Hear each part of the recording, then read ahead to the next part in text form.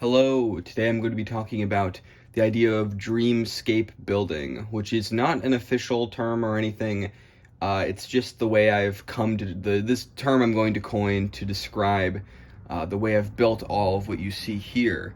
Now, dreamscape building, the way I describe it, is basically like building without really thinking about the bigger picture, more so just going from one part to the next part in the same way you would connect ideas in a dream. So, like in a dream, maybe you're walking through a hallway and you start in, like, I don't know, a deli, and then you end up in, like, a movie theater.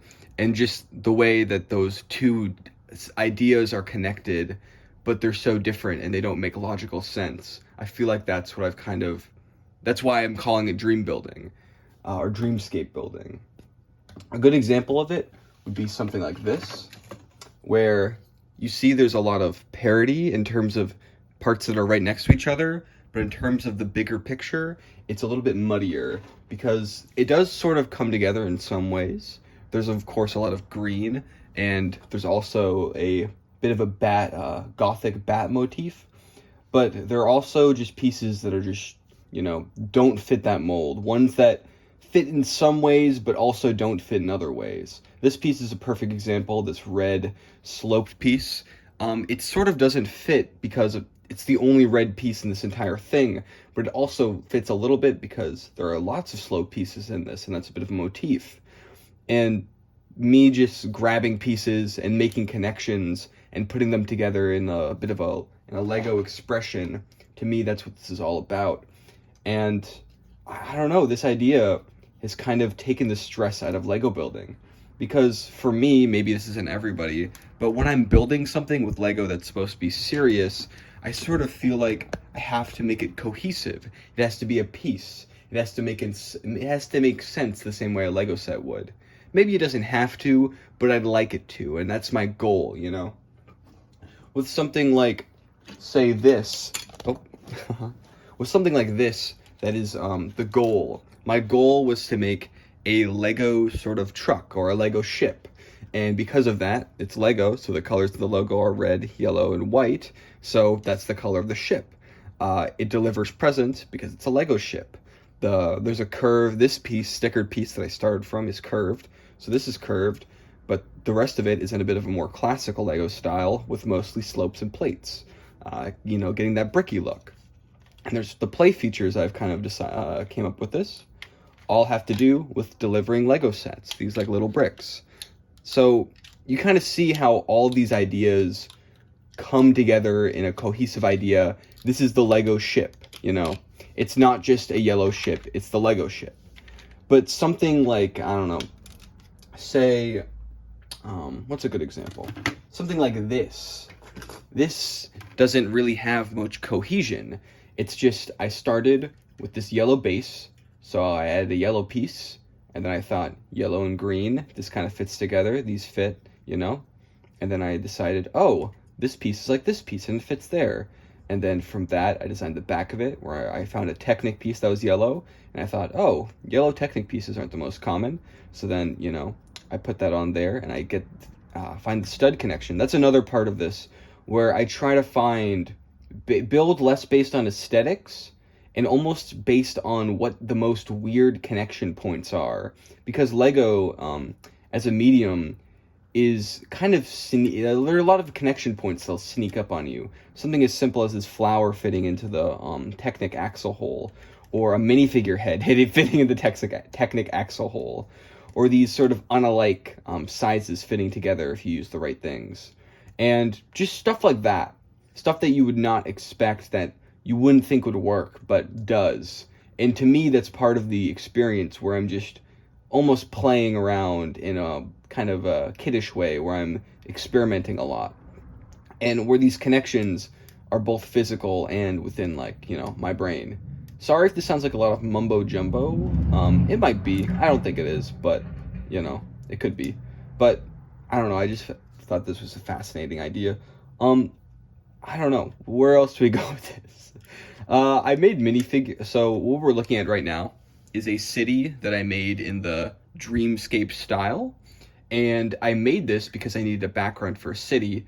and I had a few buildings, not too many. I've kind of shied away towards building buildings in my sort of modern Lego life or whatever. So I didn't really have much to show for myself. And the few buildings I did have, one of them was destroyed. You see this is like the rebuilt version of what used to be a more cohesive structure. I didn't actually make it, Sabine made it. But the idea still stands where it kind of takes some parts of that, puts them together, but then the other parts of it sort of became their own thing. Like you can see here, this is another segment of it that stands alone and kind of shot off from this. And that's another element of this sort of dreamscaping, I guess, where it does work off of elements sometimes that are chunks of pre-existing material. Like you can see here that these limbs, most of them are some modified, some not modified versions of arms from one of those Marvel mechs. And this cube has only been altered in some ways, but through these coming together, that's a Lego Mario penguin all messed up, but through these coming together, it's kind of, it's the way your brain messes things up when you're dreaming, the way things just aren't quite right. And I think that's an interesting element of it, and after that, I went further with the idea. And this is getting into, like, alternative build.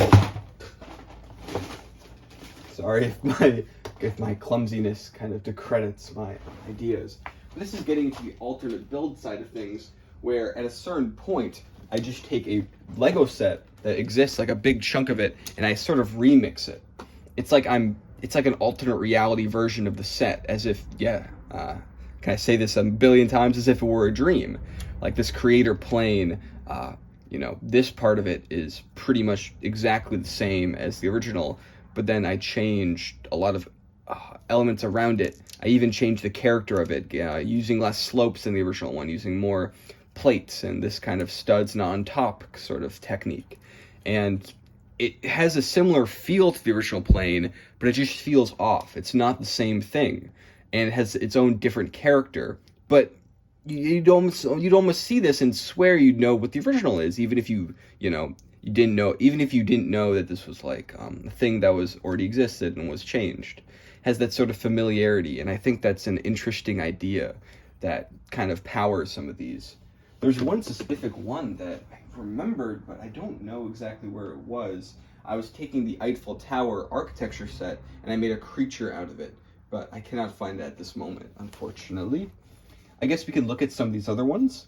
This one is almost borderline on both styles, where I was kind of, it's definitely in the dreamscape style, where this is literally just, this structure right here is taken from the White House architecture set, and I sort of built on top of it, with the black going to dark gray, going to light gray, with that sort of gradient being the idea, and that made me think of lava. So I added orange, and I did limit myself in terms of what pieces I was finding, not using all connections, but at the same time, these pieces weren't like specifically picked out. What I did was I had a bin of just random Lego pieces, and I looked through them for trying to find inspiration for different connections, as I guess some parts of it is. So it's kind of a malleable practice. These aren't all exactly just me, cobbling together things, and I think that makes it interesting, because something like this, you can definitely tell there's a bit of a a flawed aesthetic to it, where some things feel purposeful and others don't, and while other ones feel completely unpurposeful, where I'm just throwing whatever wherever, and that's the aim of the game. One of my favorite ones is the one in the back. It is quite flimsy though, which is something that's kind of unfortunate about these builds, is that because I make them primarily from connections, that doesn't mean the connections are really strong, And if I kind of undid them, that would almost be undoing the piece itself. It would become a different piece, so it almost becomes similar to a traditional mock that I'd make, where, it's more planned, it's more cohesive. But then it would sort of fail at that, because there are all these elements that are already in it that aren't cohesive, and it's definitely a conversation to be had, if there was to have one. But I really like this one because I feel like it's the perfect example of like what I'm talking about.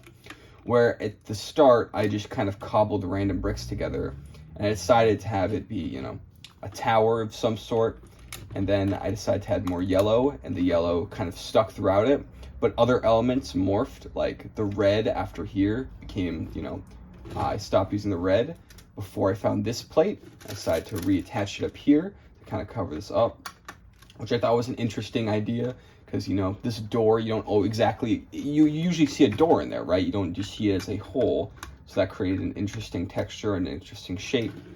And then the other side, you sort of have this windowed area that could not open up, but it definitely creates a weird angle where this sort of matches, but it's so strange that you almost think it doesn't. And then as you get higher, we have the red returning a little bit. I even made characters to go with these. And at the top, we've got this big ray gun antenna sort of deal that's in a dark blue, which seems out of place, but then you realize that it's like, okay, you got light azure, then blue, and then dark blue. It almost kind of makes sense, and it's a return to the red and yellow, kind of like going full circle in a way. And then you realize other things that have subtly been cohesive, like how the only transparent parts are this transparent light blue, and how they all kind of fit together. And like, this is the kind of thing where it's like, I don't know how intentional these decisions were making when I was making this, but they sort of have that, you know, the connections. There's connections places. It's hard to say if they're effective or if they make for a good model, but they definitely make one that represents almost my direct thinking and like what I see when I see a piece, the connections I make, like it that directly put on to a physical form, as if I was just writing down my thoughts as I was thinking them. And I think Lego being a physical medium, that where connections are the whole point of the system, and where there are a bunch of different connections in the system, that makes it such a strong case for it being used in this way, where, you know, you have a physical object that there are connections from, and it's almost like this is set in stone, this is what the thinking was, where with words, it's a bit hazy, like people see words and sometimes think different things, you know? If I said a red box, that doesn't mean that it's the exact red box you're thinking of. It just means it's a box that's red, you know? For the record, this was the red box I was thinking of. So looking at a few of the other ones, this one's another one I like a lot. It has this weird flap, which is connected to this flap here. I guess the idea was flaps. There's a telescope there, and the structure has a few other random colors. Part of this, I feel like, was inspired by the classic Star Wars sets, which, although they have pretty consistent color schemes, they just throw in random colors sometimes just for fun, or just for, I don't know, a bit of design diversity, or just because they felt like it. Specifically, like the original Millennium Falcon had random spurts of blue, red, and even yellow in places that don't belong. And I feel like that kind of bleeds into these, where, you know, some of these are pretty monochrome or pretty dull in terms of colors, you know. You got all white, all gray. You got, I don't know, mostly purple. But then there are a few other random colors that just pop in there and add that extra depth, which I think it, you know, adds a lot to them. And I'm kind of rambling on at this point. I also like this one a lot. Some of these I make in pair. Some of these I kind of make to go together, or are made in the same like session where I'm like, okay, I still want to continue these ideas. I still want to continue, you know, these green pieces I found, but I'm going to start a new model. So these kind of go together. And I feel like the sort of, you can kind of see the connections between them with, like, you know, there's hanging things, the dark green, emerald green versus the regular green. There's a lot of slopes everywhere, that kind of thing. And yeah, the wheels as well. These almost look like they're from the same garage or whatever. But I guess that's my 2 cents about this. I hope this doesn't seem like just a bunch of mumbo jumbo, and maybe it is. This is just kind of a thought experiment in a way, and I hope you enjoyed hearing me ramble about this kind of stuff. I would like to make videos that are just me talking about more subjects, or my own creations more often. With these, it doesn't feel like I have to be very professional, because these builds themselves aren't exactly super crazy detailed professional works of art where every detail was thought through. It doesn't really demand that sort of immense, actual editing, actual thought, maybe even a written script that something else would take. Oh, actually, I forgot about this one. This one, I just collected a bunch of dice, and I was thinking, okay, how can I make all the dice friends? And here they are, and they're all connected, and they all shimmy. There's some dust on this, though. Oh, no!